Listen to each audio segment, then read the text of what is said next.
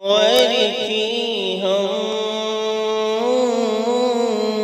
दो सना में न उतर जाना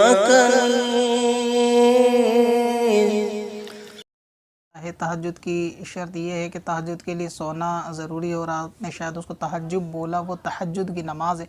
और इसके लिए इशा के फ़र्ज़ पढ़ने के बाद आदमी को सोना ज़रूरी है, और कुछ वक्त अगर वो सो जाए, चाहे 1 मिनट या 2 मिनट के गाफिल हो जाए, तो उसके सो के उठने के बाद वो तहज्जुद पढ़ सकता है। और तहज्जुद में ये ज़रूरी नहीं है कि बहुत से लोग इस गलत फहमी में रहते हैं कि शायद रात के 12 बजे तहज्जुद का वक्त होता है या 12 के बाद होता है, पहले नहीं होता है। ऐसा नहीं है।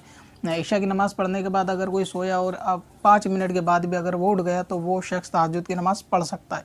इसी तरह इसमें क्या पढ़ा जाएगा, तो तहज्जुद की रकाअत कम से कम 2 हैं, ज़्यादा से ज़्यादा 8 भी पढ़ सकते हैं, और बाज़ के नज़दीक 12 भी, मगर ये कि हुज़ूर अलैहिस्सलाम से 8 रकातें साबित हैं।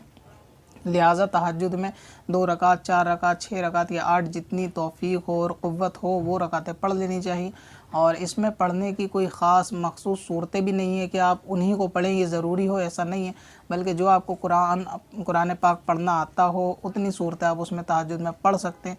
इसमें किसी तरह की कोई हरज और कबाहत नहीं है, बल्कि ये एक नफिल नमाज है। तो इसमें चाहिए कि जितना कुरान पाक आप पढ़ सकते हैं वो पढ़ ले। जो सूरत आपको याद हो आम नफिल नमाज की तरह, वो नमाज के अंदर पढ़ सकते हैं। इसकी रकातें भी मैंने बता दी, वक्त भी मैंने बता दिया। जाने सैयद